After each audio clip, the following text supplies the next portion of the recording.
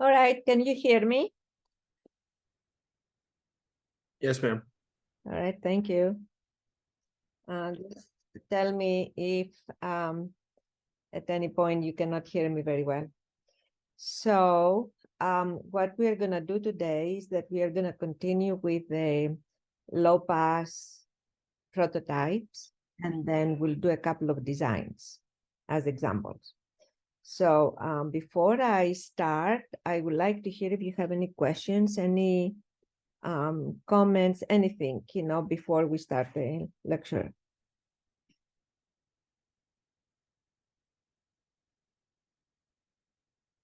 Okay, then I don't hear anything. So, and at the same time, I'm recording it, so hopefully I will be able to upload it. Okay. We just very briefly to remind you that we started the discussion by saying that usually in filters, we will have to alternate between capacitors and inductors. The homework that you are working on gives you an idea how we practically do it, all right? And in fact, in the homework, I gave you not a design, but rather an analysis. I gave you something and I asked you to find how it works, how it performs. And it is a filter, what I gave you. So in fact, as we said, it's one of those low-pass filters that people use extensively in many designs. And we call this the, let me see, the, how do we call that? The step, sorry, we call it the step impedance filter. Step impedance means low-high. Low-high means low impedance, characteristic impedance, high characteristic impedance, low characteristic impedance, high characteristic impedance, all right? So it's a stepped impedance prototype. That's the name we give it. When you say I want a step impedance prototype or a step impedance filter, it means low and high impedance sections. But that's what we saw as an example. It was one realization in microstrip, the example we saw, one realization of a low-pass filter in microstrip form. And what I would like to do today is to show you how to do that. To start the process to show you how to do this. Hopefully, if we cannot complete it today, we are gonna complete it when we come back. But it's like a process that we follow to do exactly a similar design for the filter you just analyzed. Okay. So what we said last time is that we always, in any filter design, regardless of whether the filter is low pass, high pass, band pass, or whatever else, we always start with the same low pass prototype. As a matter of fact, when we say prototype, we don't even have to mention low pass. I put it here, it's like a redundancy, because the prototype filter is always low pass, okay? Then this has multiple arrangements that you can follow. You can always, you assume, always, here, that you have a voltage source, which is followed, in fact, by, I will do that, which is followed by an impedance, Z0, always an impedance form. And in the prototype, Z0 is equal to 1. You're not going to make a mistake. You're not going to miss that because we're going to see it on the tables we're going to use. But always to remember J0 is equal to 1, or G0 equal to 1. And then you also terminate this filter at a real load. You see it's a resistor here, also a resistor. And this we call it Gn plus 1, where n is called the order of the filter. All of this is in the book by Posar, the pages that I have put together for you. All right. And I put it also as reading assignment for this week. Okay. And then, so also, what did we say? That if you start with an inductor, G1, like this, always the inductors are in series in the prototype, always. Capacitors are in shunt, always. If you start with an inductor, then you have to pay attention to the order of the filter. If the order of the filter is odd, then you end with an inductor. If your order of the filter is even, then you end with a shunt capacitor. All right, always the inductors in series, always the capacitors in shunt. All right, now if you choose to start with a capacitor, and what tells you what to start with is always how your filter connects in at the front and at the end of it will tell you what is more appropriate, whether you go with a shunt capacitor or a series inductor. That's what determines that. Either one is fine, mathematically speaking. So if you choose, if the realization of your filter and the connections you have to the front and the back port tells you to, they tell you to start with a capacitor, then again, you pay attention to the order of the filter. And if the order is even, then you end with a series inductor. If the order is odd, then you end with a shunt capacitor. Okay, so that is the filter. Now, in this method, which is called, what we are going to follow is it's always the insertion loss method. And why it is important to know it, because there are different methods out there. Different methods will give you very similar filters, but not identical. And you need to know which method you follow if you are to use tables for the elements of the prototype. Because the tables always have to be tables for one type of a method, say all the tables for an insertion loss method. You cannot mix tables from different methods, all right? So you have to keep that in mind. So this is what we are using, is called the insertion loss method. And what in fact it tells you is that at the end of the day, the power that is available from the source, there is a measure we are using, which is called the power loss ratio. This is called the power loss ratio, and it's nothing else. This one, power loss ratio, is nothing else but the ratio of the power that is available from the source to the power that is delivered to the load. Okay, and then in fact, you can find, if you use transmission line theory, that this is equal to this ratio, 1/1 minus magnitude of reflection coefficient to the second power. Okay. I will then skip the rest and say, if we assume that we are interested in this power loss ratio, and why are we interested in this? Because ideally, we would like to deliver to the load all the power, real power. I mean, whatever, usually the load is real, as you have seen, all right? The load is real in the filter. We don't assume that the filter connects with another component that has a reactive input. Usually every component you're going to design for a system is going to have 50 ohms input. It will be required to have a 50 ohm input, 50 ohm output, unless you are asked to do otherwise. But in the majority of the designs, if you design a component, it's going to be for 50 input, 50 output. This changes only if two components are too connected to be designed together. all right? But if they are designed separately, then 50 in, 50 out.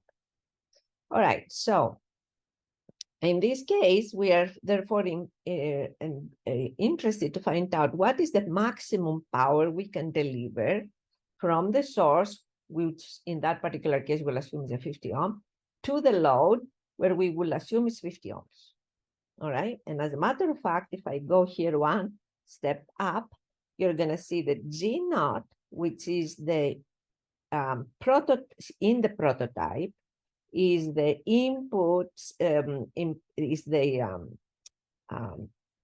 impedance of the source, is the source impedance, and the load, which is Gn plus 1, in the prototype, both of them have a value of 1. All right, which means whatever value has 1, the other is going to have the same value. And usually, as you will see, those eventually, if we leave the prototype and we go to a realization of a filter, both of them will have the characteristic impedance of your transmission line.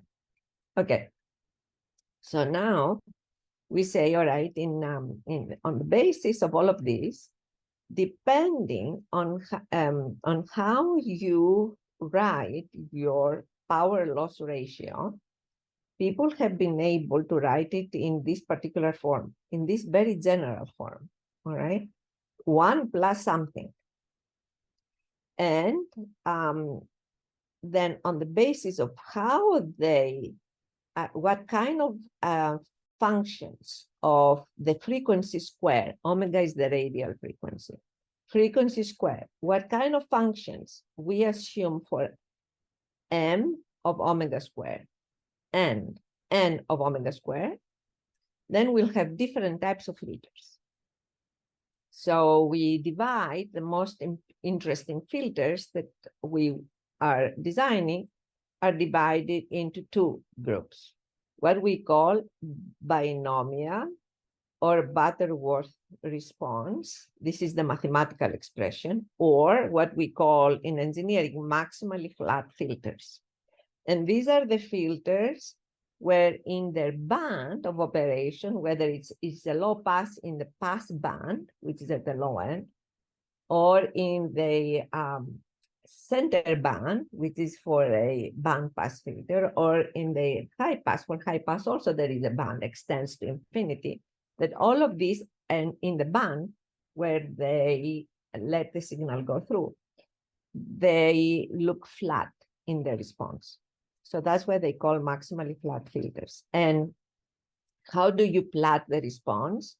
Usually in filters, we plot, you remember what I was telling you when we introduced the concept of filter, that we were looking at the transfer function, which is like the ratio of the output voltage over the input voltage. We call that the transfer function.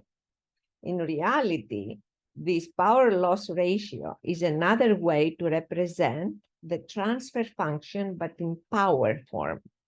So if you have the transfer function in terms of voltage, B output over B input, and you want to transfer the transfer function into power form, then you will have to take the magnitude of that square, as we discussed. So this power here is nothing else, but is a real number, as you can see from here, and practically is the power out is a way to characterize how much is your power out versus power in. All right, that's how we write. And for these maximally flat filters, we give it this form. Mathematically, in fact, people found that if you give it this form, has this way that it changes over frequency. All right, so now pay attention to the following. When we design a filter, especially in this is a prototype filter, which means that it is a low pass. All right, we said that from the beginning. Prototype filters are always low pass. Therefore, in this expression here, you see the following. You see a 2n here, where n this capital N, is the order of the filter. Then you see omega C, which is a radial frequency, but nothing else is, we call it the cutoff frequency. And the cutoff frequency is what happens at the cutoff frequency. Your power reduces by 50%. That's where we have the 3 dB down. And we assume also that in the prototype, where everything is normalized, omega sub C is 1. All right. Therefore, when omega is omega sub C, and we assume for the prototype that this is number 1, prototype has like unrealistic numbers. It's a prototype, all right? It's the basis of a design. We assume that omega C is 1. And when omega is equal to omega C, so what happens when you go into this prototype in this hypothetical frequency of 1, which we call cutoff frequency, in that particular case, your function is 1 plus k squared, which means when k equals 1, you practically, this becomes 2, which means that half of the power, because you remember the power that is distributed to the load is in the denominator. So if PLR becomes 2, that means half of the power goes to the load. All right, that's how people developed it. It's not something that we decided here for this class to do. This is like the theory of filters. Okay. So now, let me see. So now we are going to find out how we are going to design these filters on the basis of what kind of performance we want to have. All right, number 1, this tells you how to select the order of the filter. So for example, how would I find out whether my filter is going to have, if we go here and look at the elements, it's going to have 10 elements, n equals 10, or 6, or 2, or 4, or 20, for example. Who's going to tell me that? How am I going to find out whether the appropriate number is any one of those? And also, while I'm doing that, what is going to become important in the performance of the filter? Here I need to make a parenthesis. So just to remind you, I will add here a page. Just to remind you how filters, let's take a low pass, okay? A low pass filter, obviously. We always start with a low pass because that's what the prototype is. So for a low pass filter, okay, let me take this. So here I'm going to write the power that goes to the load. This is not the power loss ratio. This is the power that goes to the load. Okay, and then here is frequency. Now, the maximum that can go to the load, if in fact, if we call this PL over PI, okay, this is the inverse of the power loss ratio. This is what is incident by the source, P is some input, and then PL is what goes to the load. Remember that your filter here is going to have a source here,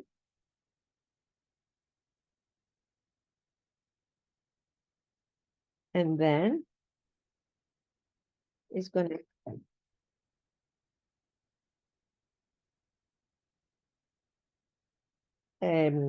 the filter,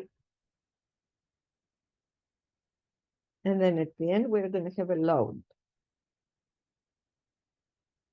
all right? ZL. So P sub I is the maximum power that this source can deliver. In fact, if the source is ideal and it does not have any source impedance, then all the power that this source can provide, ideally, will go to the load. All right? That is not necessarily true if the source has a source impedance, because then the maximum the source can provide is going to be split between what goes into the filter and what goes to the source impedance. So for example, if instead of what you have here, I change that, let me take this, copy it, and paste, and now we have a different case where the source is going to have an input, it's going to have a source impedance. So here I'm going to have the source, so with the source impedance, which I will call Z sub S. And then, sorry, this. Going to connect here. The source is going to be here.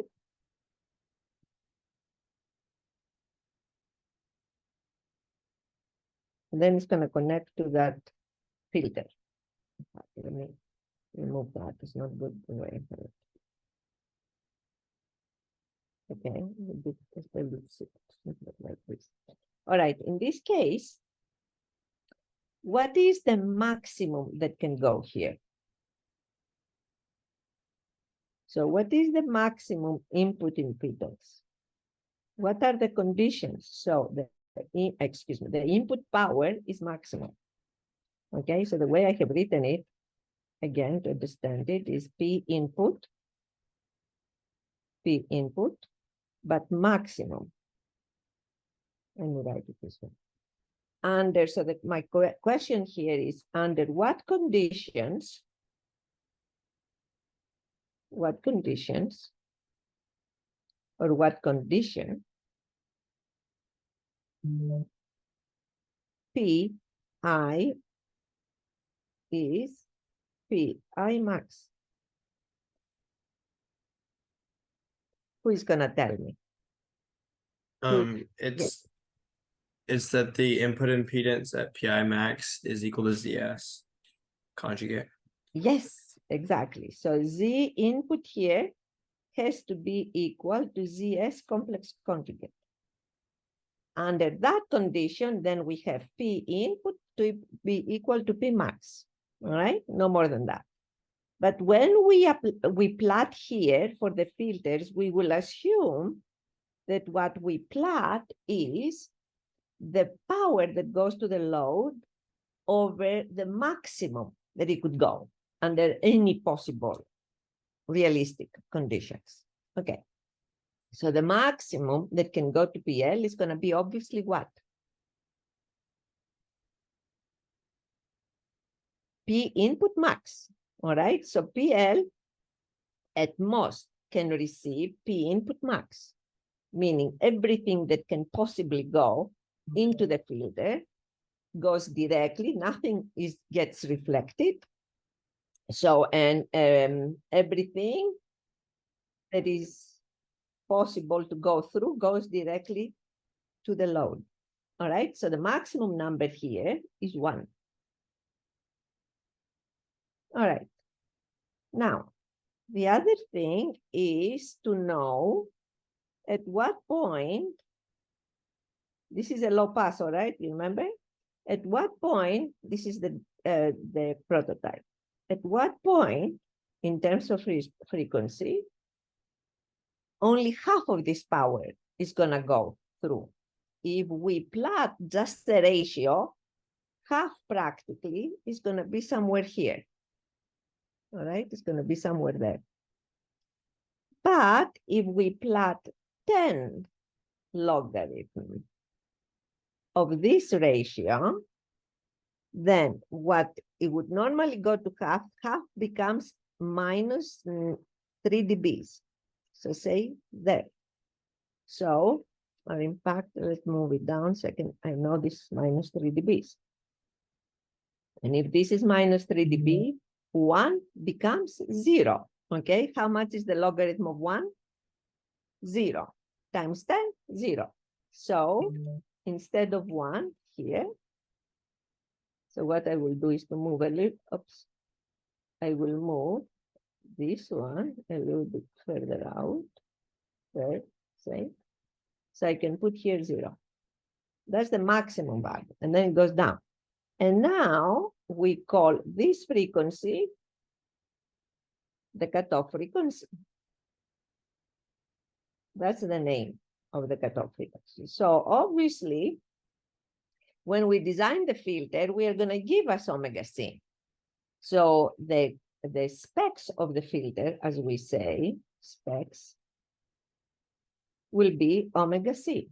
And as a matter of fact, they're not going to give you the radial frequency, they're going to give you F sub C. All right, that's part of the design. So, okay, that's one. What is next? The next part of the design is how fast this slope goes down. See? How fast this slope goes down. That's called the attenuation of the filter. Sometimes we call it the skirt of the filter. Sometimes we call it the rejection slope of the filter, because it takes you away from the passband. So in this book, it's called the attenuation. And how do we define attenuation? Obviously, by specifying omega sub C, we specify the 3 dB point. But this is only the 3 dB point, is 1 point. It does not specify the slope. All right, so the slope of this has to be identified. If we define the minus 3 dB to identify the slope, how do we do that? We find another point here, which is some other frequency, omega, say omega 1, where now we specify the rejection or the attenuation at that point. All right, and say, for example, that's minus 20 dBs. So by specifying the minus 3 dB point in frequency, which we call the cutoff, and then the minus 20 dB point at some other frequency, practically we have identified also the slope, how fast this goes down, or the derivative of this line, all right? Okay, so now that as a parenthesis, let's assume that somebody now, instead of omega sub C, specifies also omega 1.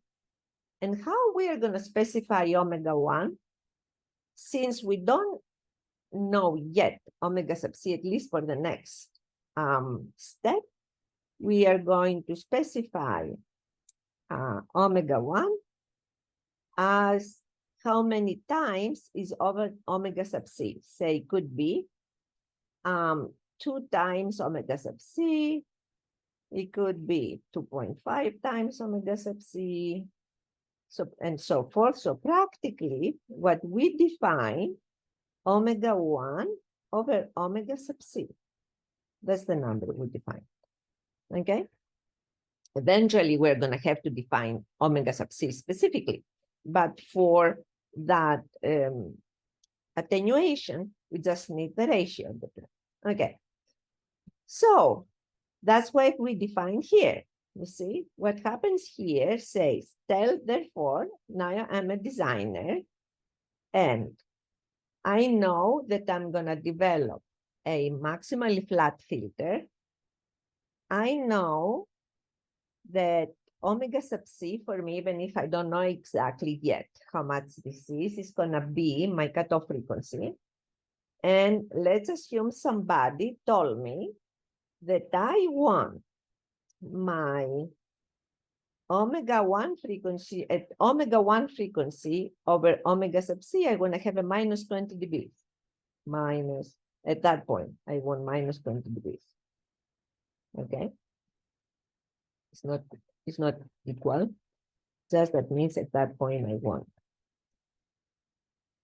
my power that goes through the filter to the load to be minus 20 dB down. Okay. So now I'm going here. And it's on the left hand. It's all in dBs. You see that? It's all in dBs. And then here on the horizontal axis is omega over omega sub c minus 1. Okay. So what did I say? I said that I want at to have, let's assume that I want to have it at 2 omega sub c. Okay. So let me erase that part. And now I have defined the initial specs for the filter. We're not going to stop here. Obviously, the filter is where it's just evolving the design. All right. So now, if omega over omega sub c is omega 1 over omega sub c is 2, then omega 1 over omega sub c here, omega 1 over omega sub c is going to become 2, and minus 1 over omega 1 over omega sub c minus 1 is going to become 1. Therefore, now I'm going on this line here up until I hit 20. Now, in these curves that we have, here I found something, actually, the more dense that you see, I found it in a very old book where people did not have computers, they only had books, to be able, that's why you see all of these very fine, it's very similar to the Smith chart, the kind of refined divisions they have. But really at this point, since we are designing something, the way we are doing it is to go here and say, listen, I want to have a minus 20 dB attenuation, which means if somebody tells you, I want you to attenuate it by minus 20 dBs, it's better to attenuate more than attenuate less. All right? It's better to have in the attenuation region, you don't want to have too much power going through. There is a reason that you want to attenuate the power there. And usually that means that I want to have as little power going, but I don't want to go to minus 40 dBs because you will see with more attenuation, the order of the filter becomes bigger. So it becomes more complex, it becomes bigger, physically speaking. So we want to have the minimum possible order to have at least minus 20 dB attenuation. Now, that point is between two lines, n equals 3, and in fact here, I will do that like a highlight. N equals 3, you see these two lines? 1, 2.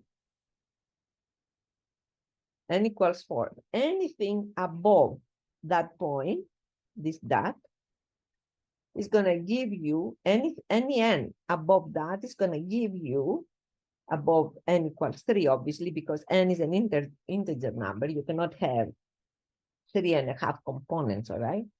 So everything above that is going to give you minus 20 dB. So which one are you going to choose? You can choose n equals 4, 5, 6, 7, 8, 9, 10, and go on. But which one you would choose to achieve a minus 20 dB attenuation? N equals 3 or N equals 4 or N equals 5?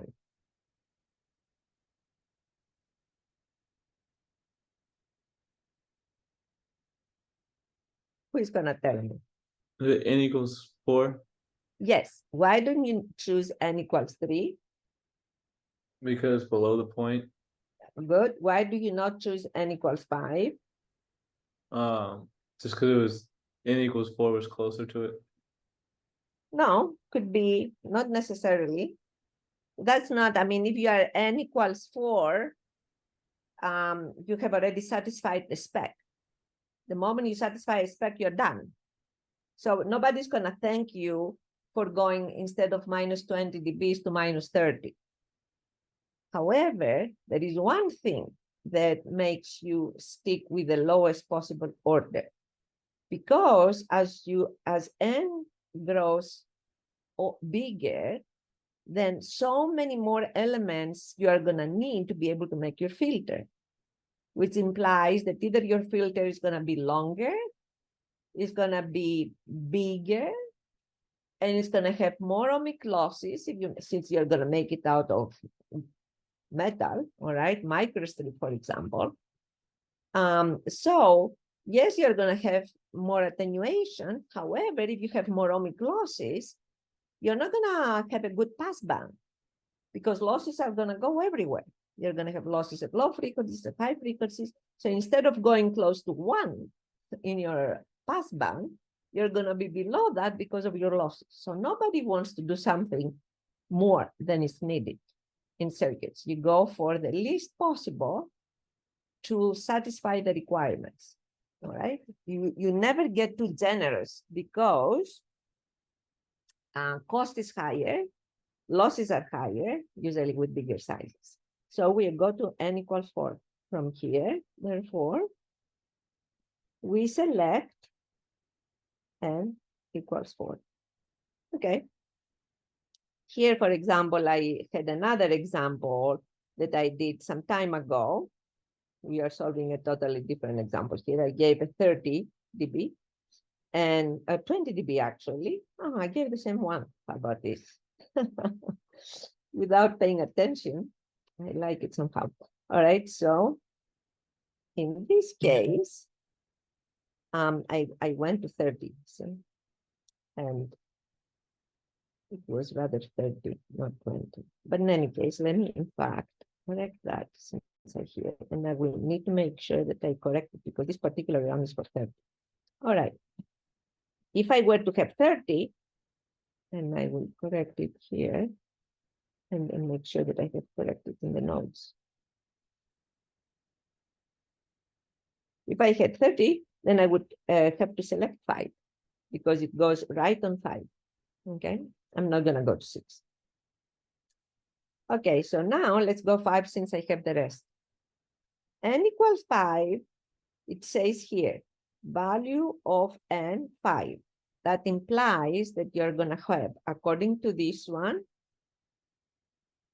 here, you're gonna have excluding this one, which is the source impedance, internal impedance, excluding that, and excluding this one, which is the load, and does not count, these two do not count, you're gonna have 5 components.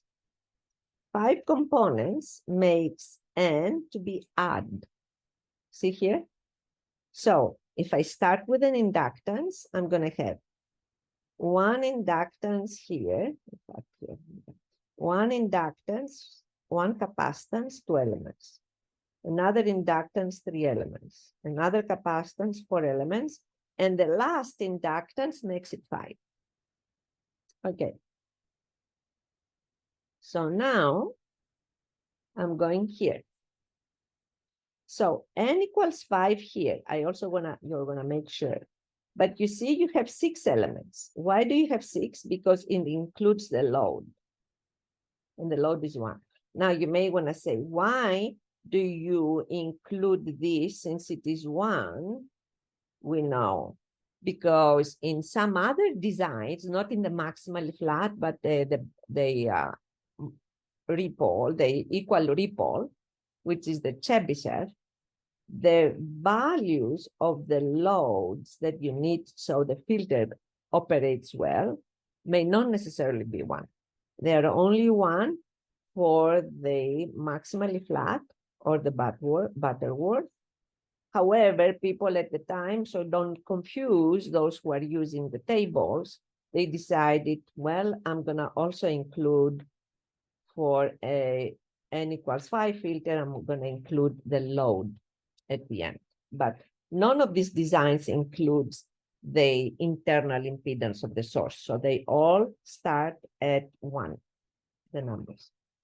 All right, so now I go to this 5 and I see I have -6180.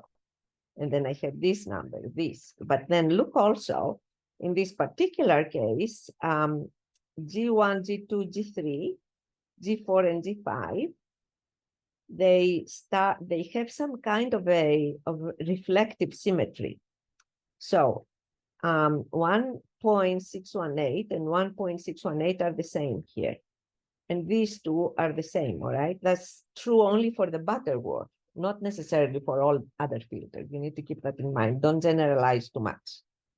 All right. So now, actually, nobody will go above 10 order, because by the time you go to 10, you have way too many sections, all of this. You get a very long filter.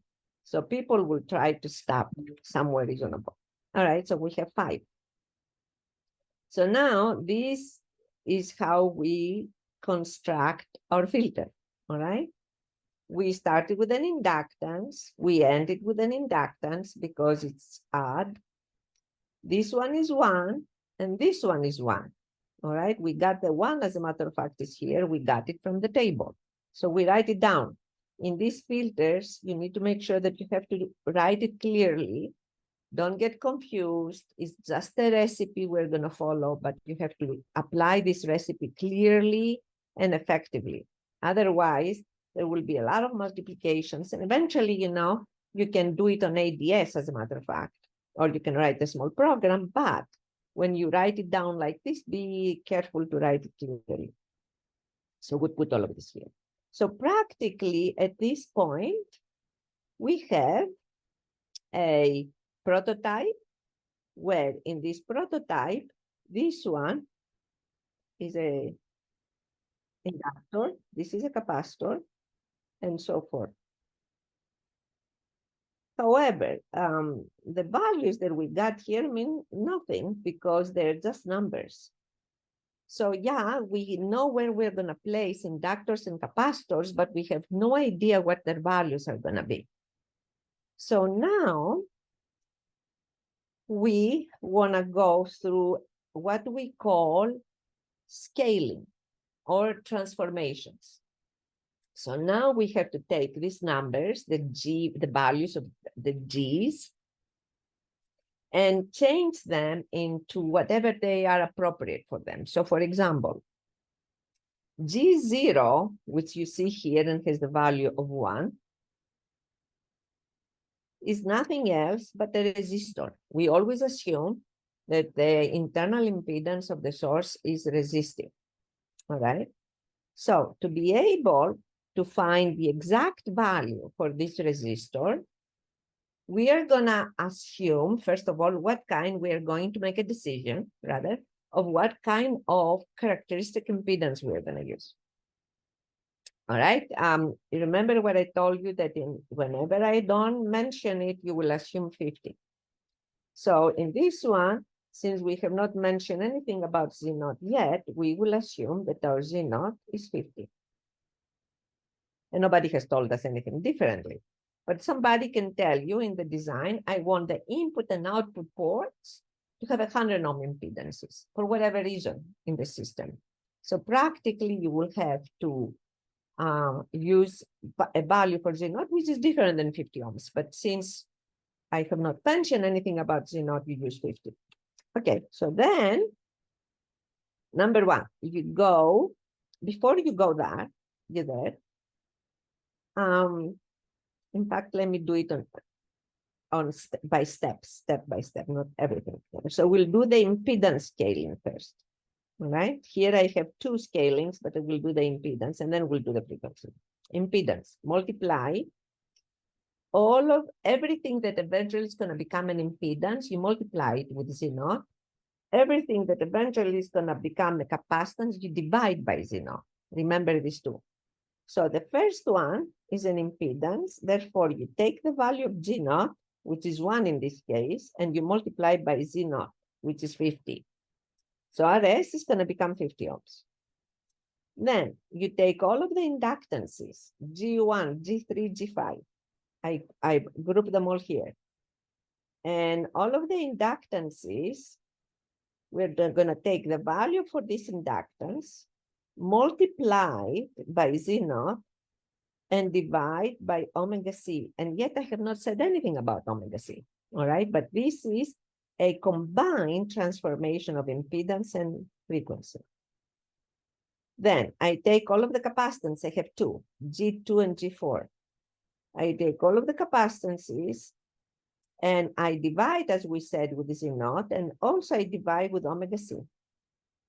And then also the resistors multiply with Z0. So all of the resistors, we multiply with Z0. All of the inductances, we multiply with Z0. All of the capacitances, we divide by Z0. That's the impedance scaling. And if you were to do that, you will get these numbers. And that's so far, you see, omega C has not been fixed yet. So then I'm going now and I say, all right, I want now to have a cutoff frequency at 1 gigahertz. Okay, then what you do? You go and write omega C. I will write it here. Omega C, therefore, is going to be 2 pi f sub c. And as we said, we are not going to touch the resistors, so these have already been fixed at 50 ohms. But I'm going to all of the inductors, and I will divide them with omega C, which is this. And I will go to the two capacitors and also divide them by this. And therefore, all right, we have now realistic values for all of our inductors and all of our capacitors. So, in fact, if we were to write it here, I will take this. Okay. Copy. Paste. And instead of L1, I will put here 4.9 nanohenry. Instead of C2,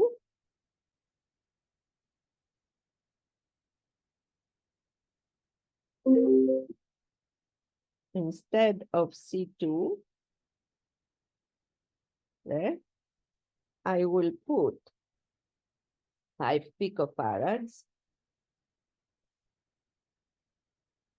Let me see, there, 5. I'll erase this part.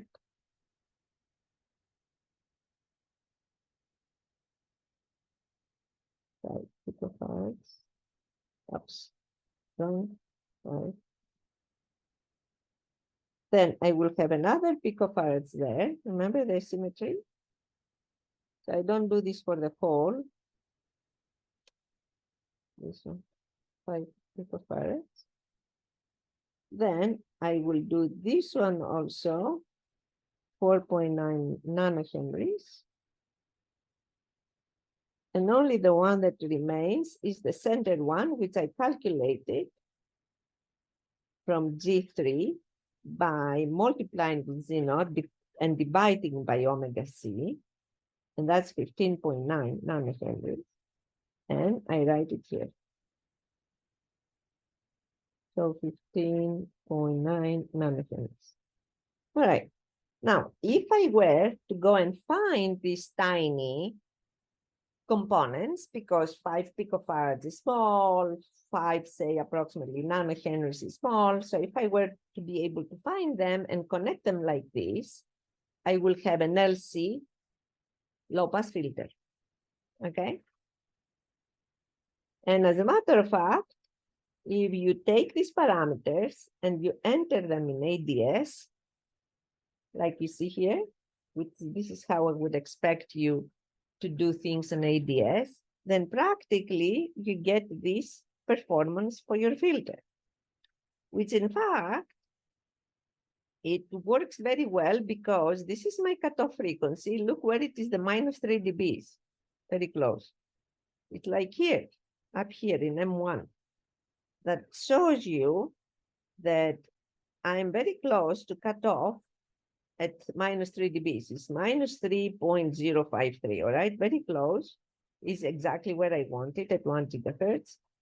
And at 2 gigahertz, I am -30. That's what I selected, all right, at the time. At 2, I'm -30.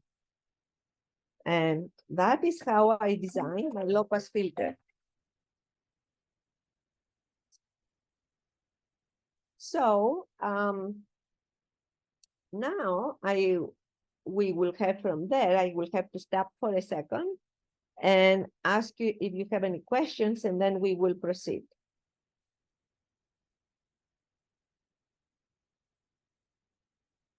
Filters.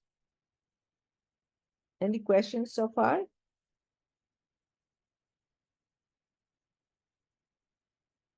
Okay, so give me a second to find, if you don't have any questions, to find a particular, well, let me think of a different example where we will have a capacitor first, all right, and we'll do it here.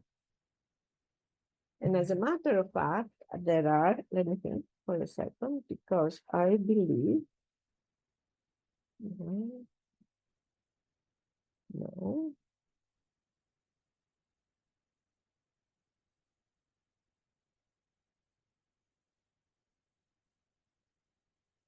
Okay. If instead of doing maybe another example of a filter, I would like to do something that you have already seen. I think better that in your example, in your homework. All right, so now I took this filter as before. For I'm not sure whether this is exactly the same design. I think it's just a slightly different design. Or maybe no, it's exactly the same design. Okay, that's even better. All right, we'll take that, and now we would like to realize it in microstrip form. There are multiple ways of doing microstrip realizations. There is the step impedance realization, as I told you. There is another realization where you can have stubs, one right after the other. We're going to do different examples. We have a couple of weeks to, or a week, a couple of more lectures, I would say. And because we have a lecture on Wednesday, and then we don't have a lecture the other Monday, but the following Wednesday. So the following Wednesday, we are going to try to wrap it up.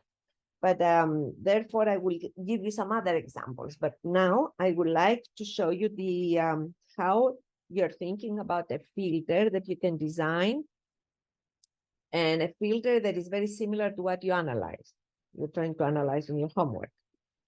Okay, and that is going to also answer some of your questions, where I told you to remove some elements that electrically are not important. All right, and here you're going to understand why I said that. So when we create a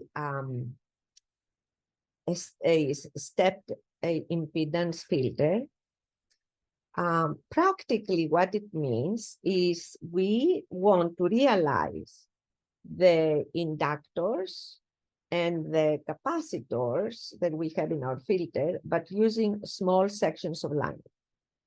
So now, before we get there, we have to realize how, under what conditions, sections of lines can look like inductors, and under what other conditions sections of lines look like capacitors. This is in microstrip form, all right?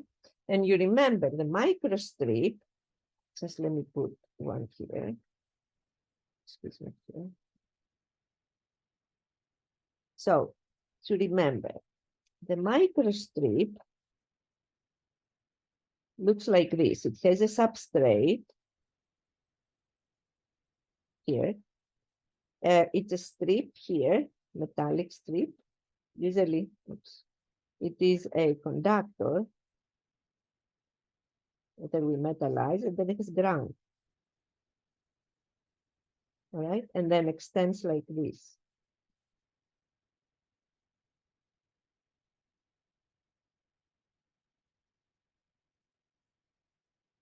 All right, more or less, that's how it looks.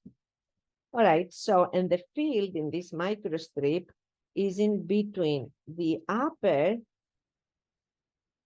conductor here, that's your upper conductor, that's your lower conductor, and the field in the microstrip goes like that, the electric field. And it looks like that towards the end, to the end of the strip, of the upper strip, because of what we call the edge effects. Why we call them edge effects? Because if you remember, in a structure like this, and in fact, let me bring this one a little lower. In a structure like this, if we have electric field lines like that, we are going to have positive charges here. All right, remember that from electrostatics. We're going to have negative charges here. The field, even if it's the field depends on frequency, on the cross section of an ideal transmission line, or of a quasi-ideal line, very close to ideal rather, it looks like a static electric field, even if, you know, its frequency, it's moving along the z direction, and the z direction is this one. So even if there is propagation of the field along the z direction, in the transverse direction, which is like xx here, xy,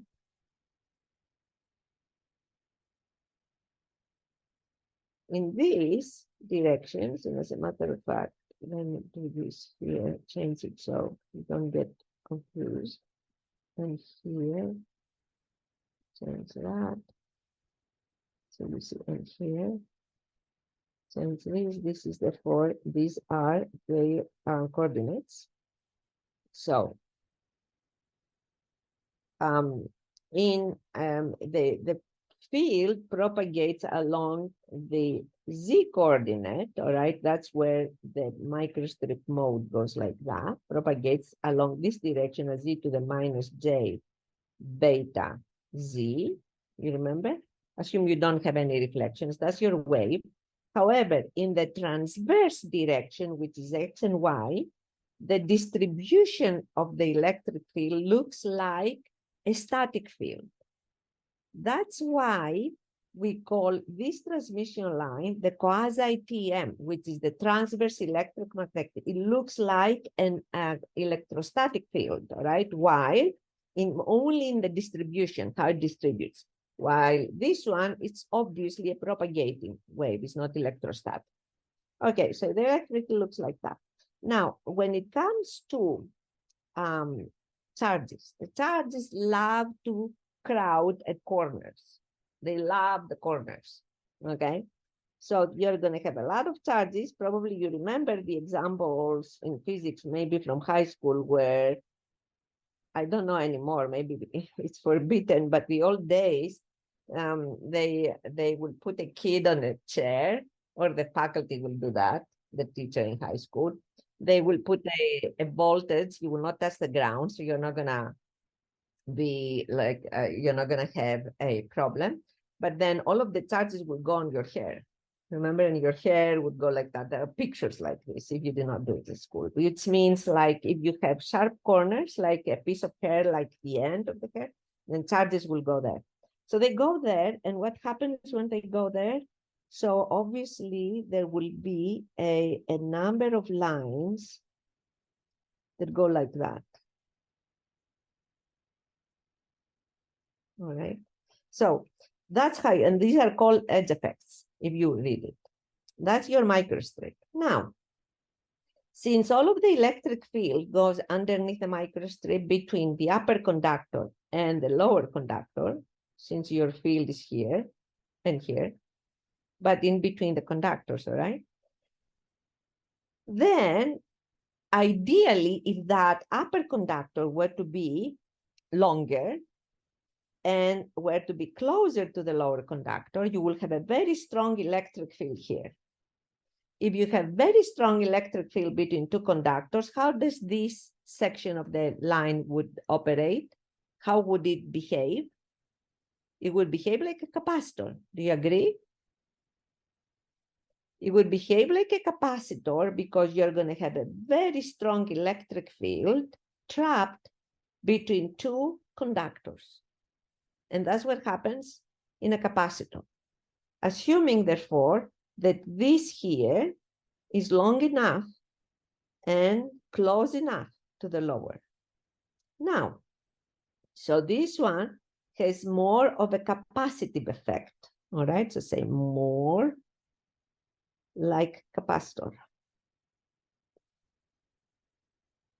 A section of a line like that.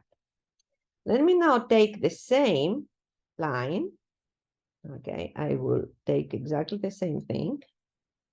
Copy it and then paste it. And now what I'm going to do is one thing. I'm going to go and trim the upper conductor. So you're going to see what I'm going to do here. I'm going, first of all, to eliminate this. Okay. I'll keep the same. Let me get rid, that still remains, but I will take the upper conductor and make it very narrow. All right, so in fact, I have to redo this one. I will do now this. Okay, and that's in the conductor, and this conductor now goes like that.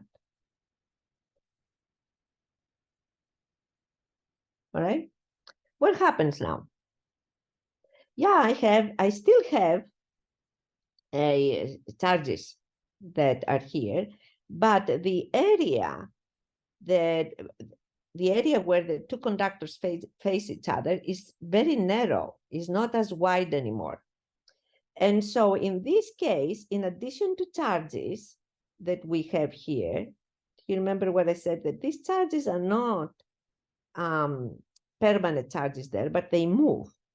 They move because we are having fields, and the fields move in that direction. So practically on this conductor, you have a current that moves like that.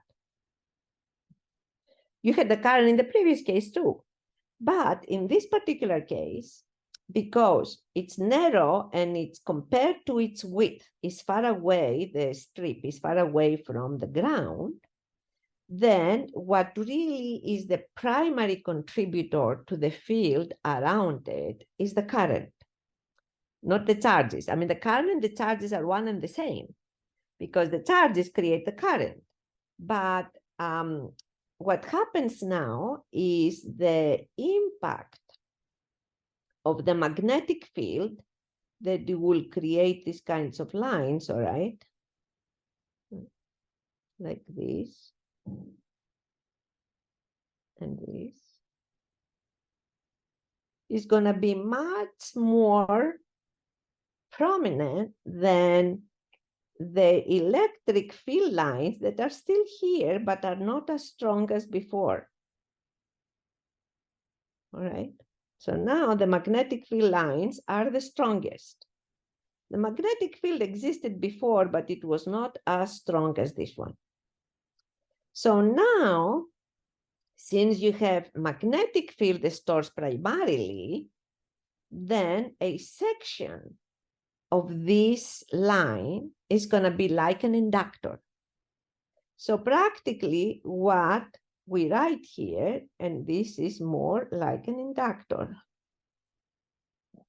like an inductor. So that is like thinking only physics, not math. All right. Now let's go and see what math tells us. Math obviously should tell us the same thing. So here it is. If you were to take this section of line, and we chose a section of line that is much smaller, in both cases, much smaller than a quarter of a wavelength. All right, so that is what I told you before. It's true for sections of lines that are short. Now, not too long, they are short sections of lines, okay? So we assume that is smaller than an eighth of the wavelength. All right, so then we take a transmission line that has a very high characteristic impedance.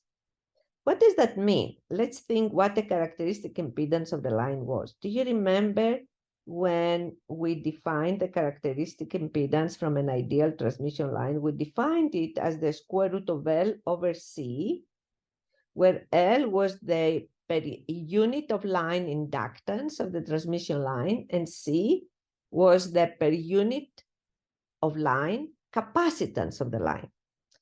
When Z naught is very high, this is here, when Z naught is much higher than 50 ohms, like 100, 120, 150, 200, then that implies that your L is much higher than your C. Otherwise, it will not be your Z naught that high, which means that your magnetic field is much higher than your electric field for that section of line, which means that that section of line is going to look more like an inductor than like a capacitor. And omega L, in that particular case, right, is going to be equivalent if you solve like you did when I asked you to calculate the ABCD matrix for your stepped impedance filter that you did for your, we will do for your homework. Your omega sub L was, in fact, from your ABCD matrix came out that your this product here looked more like an inductance. So practically for a very short transmission line, even if you have some small capacitive sections to the left and right or somewhere else, you may have, for example, some of you may have found L over 2 here, L over 2 here, and a very large capacitance here. Very large capacitance, you know, it means capacitance, you know, it's like when it's very large, it's like there is open, all right? Because C is Q over V, if you remember. So if the charges are not too close, then if your capacitance, at least for a shunt configuration, is not that small, that implies that you're not seeing your other conductor, all right? So if your C here is very large, in terms of an impedance, 1 over omega C is going to be a very large number, which implies that this is going to be like an open circuit and does not exist. Because if you have a very large impedance in shunt configuration from circuits, you will know if this is very large, the current that is going to flow here is going to be tiny. And if the current that flows through this very large impedance is tiny, it's like it does not exist. And then in your homework, probably you can ignore that capacitance here that is so high, gives you such a high impedance. You can ignore this capacitance, and then practically you're going to have L/2 inductance in series with another inductance, which is L/2, and the combination of these two inductances in series is like a sum, and the combination of these two is going to give you this. Oops. It's going to give you this. So practically what you found is for a section of a line where the characteristic impedance of the line, first of all, the line is small, short in terms of the wavelength, but the characteristic impedance is very high. So that looks like an inductance, all right? And that happens only if the section of line, the width of the line is very narrow. That's also from your calculator, probably what you found. Now, if your capacitance is very low, what that means, characteristic impedance, let's not forget what it is, L/C. If this is very low, that implies that L is smaller than C. That implies that your line behaves like a capacitance. All right, but the capacitance applies between these two. So it's not a series capacitance, but a shunt. All right, while this one is a series inductance.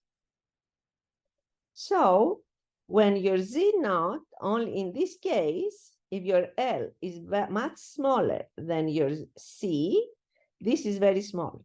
So if your Z0 is much smaller than 50, and it could be, when we say much smaller, below 25, all right, somewhere between 10 and 25. Because if you go below 10, it can be a huge piece of line, all right? You don't go that low.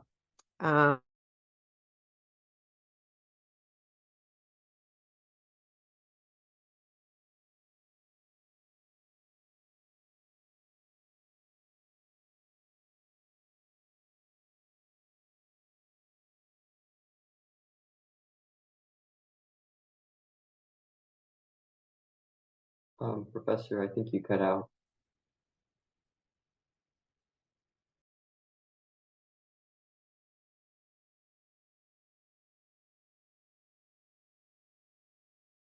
Can you see now? Can you hear me?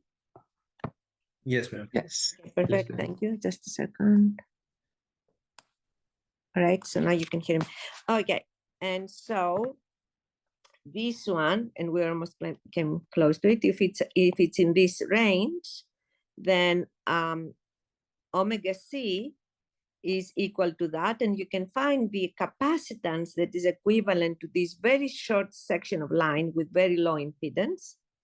And therefore, when you do that, and then here, for example, from your calculator, you can see, you can use it, the calculator that I gave you, you can continue. Of course, you have to specify a dielectric substrate, you have to specify thickness as you did in your homework.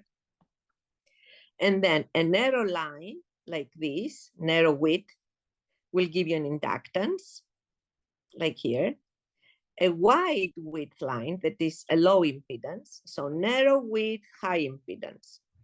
High width, wide width, low impedance. So the wide width, low impedance gives you capacitance. And then you can calculate, therefore, from these expressions, because now from your filter that you have designed, you know your cutoff frequency, you know now how much inductance you need to have from your prototype that you did the frequency and impedance transformations. So you know also your capacitance, and therefore from F sub C and L, you can find the length of that section of line that has a high impedance. And also from this F sub C and C, you can find the length of the line that has the very low impedance. And then you can find those lengths of the line here, and this exactly explains the high and low impedance, but I wanted to show you how you can create your filter. All right. So you have an input. In this, you have 5 sections. An input of 50 ohms that you find the dimensions of the microstrip from any calculator. This other one, output, also identical. And then you have an input inductance, a capacitance, another input, another inductance, capacitance, and then the last inductance, and then you go to the output. And this filter, it's out of scale here that I have it. But if you were to take these dimensions and place those dimensions for this filter on an ADS, then you're going to get this design. And for this homework, I gave you the filter and I asked you to, what did I ask you to do? I gave you all of the dimensions rather, and I asked you to find how it performs, all right? So from the dimensions, you went and found L and C and how you combined it. But now in the next homework, I will tell you the filter that I would like you to design is gonna be a step impedance filter. So I will tell you, create a step impedance filter that has this cutoff frequency and has this attenuation at this other frequency. And then use input impedances of 50 ohms and output impedance for the input and output ports rather, impedances of 50 ohms. And then I will give you a range of, I will tell you what is your low impedance, how much you will need to use your low impedance or what kind of value, how low to go and how high to go. And then I will ask you to go and use ADS and confirm that your design has been successful. So that's going to be your next homework that I will give you tonight. But this is exactly what I wanted to cover. So that's how these notes are on your, and I will put these ones here since I wrote. I will upload these ones. And I will also upload tomorrow morning the video. So any questions you may have, also as I said in my notes, you can stay over and ask me any questions about the homework. So I'm available.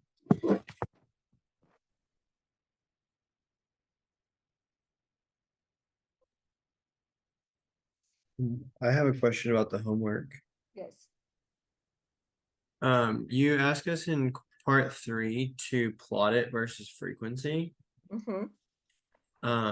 For the microstrip calculator that you showed me in your office hours on Sunday, Mm-hmm. that has the frequency rolled into it because it returns the electrical length, and so I use that to calculate the ABCD matrix. Yes. And so the frequency dependence is lost. Where is the, how does it get lost? Well, because the frequency dependence is from the wavelength, right? Which is in beta. Yes. And the but you have the length. So you have the length. And if after you find, let me go back to well, what you can do is to enter those into an ADS as I did in the other. Let me see what I gave you.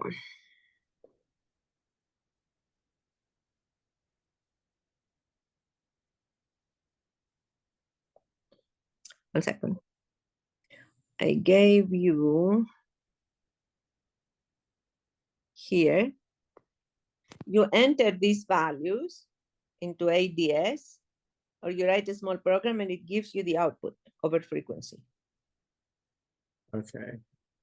The solution that I came up with, Yes. I divided, since I know the impedance of the components, I divided by the angular frequency we're given, like the 2.5 gigahertz times 2 pi, Yes. and then multiplied again by the frequency range to make my Yes, plot. yeah. Is that acceptable? Yes, of course. Okay, Mhm. I Yes. thought so, but I wasn't sure what approach I Yes. should take. Yes, you can. Or you can go directly to ADS and enter this, as you can see, and get that. Do you guys, you may have to, if you don't, if you're not familiar with ADS, I suggest that now is the time to start getting familiar, because even until the next one, you can write a small program to do this. But as we go to more complex designs, especially with amplifiers, then you will definitely need to use ADS. You're not going to be able to do this by programming. But for filters, because are linear components, that will be okay. Okay, well, that's perfect. That was my question. Thank you. You're welcome.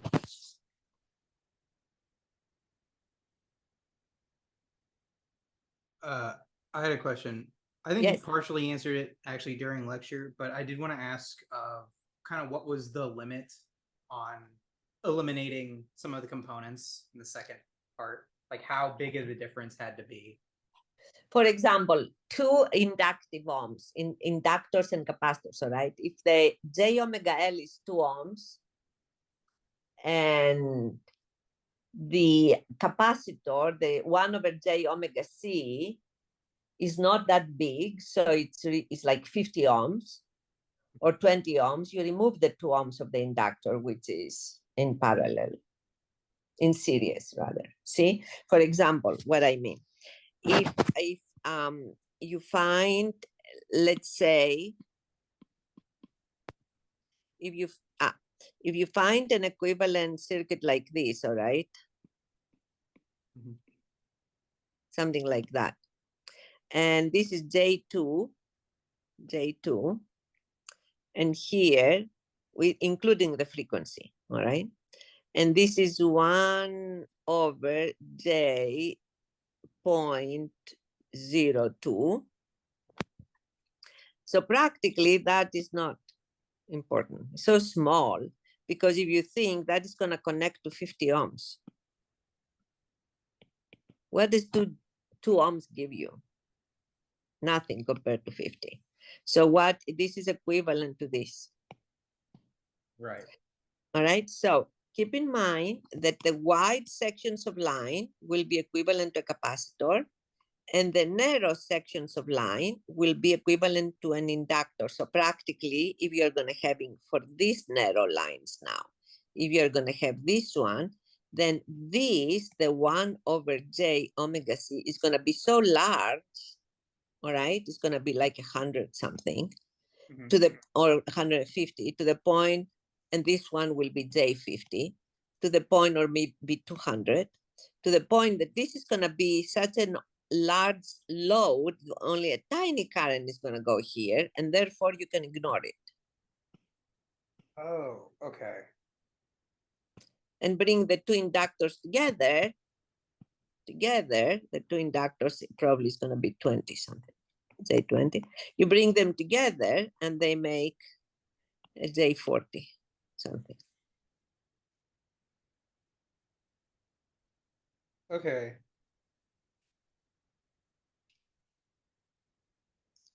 So- I think that cleared it up a little bit. There's still some that are like, I feel so at the end of, you know, kind of the general conclusion here. Yes. Every segment should have something cut out, right? Yes. Okay, that's Every segment, because exactly because the wide lines here, these ones here, look like capacitors. So you know that now ahead of time. But even if you did not know it, all right, if so, now you know that the wide lines will look more a capacitor and the narrow lines will look like an inductor. But if you did not know that, the wide lines will look more like this. You're going to have tiny inductors there. So practically is an important. So when we say that you have an important capacitance, it means the 1 over J omega C is large, but not that large, so nothing goes through. See what I'm saying? Right. Don't go to the other extreme. But if this equivalent to 50 and these are 2, nobody's going to pay attention to 2. But this is, if this is 250 ohms, the capacitance, and the inductors were 25 to 30 ohms, yeah, I mean, 250 is so much bigger than 25 or 30, so very little current is going to go through, and if very little current goes through, you're not going to notice it.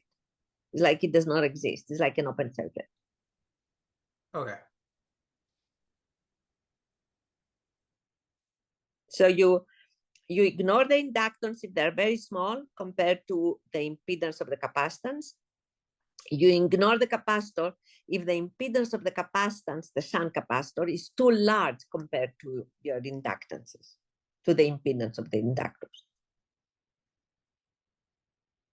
So if your J omega L is much smaller than 1 over J omega C, you ignore it. If your J omega C 1 over is much larger than your J omega L, you ignore it. See what I'm saying? Yes. Okay. Yes.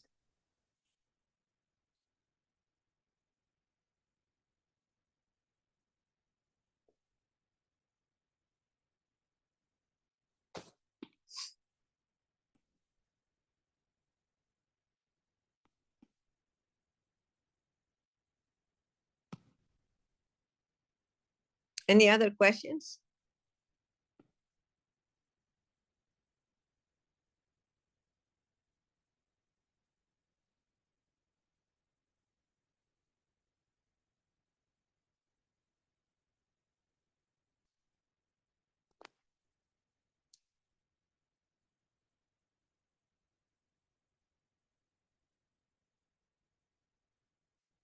If you're okay and you don't have any other questions, I'm gonna sign off.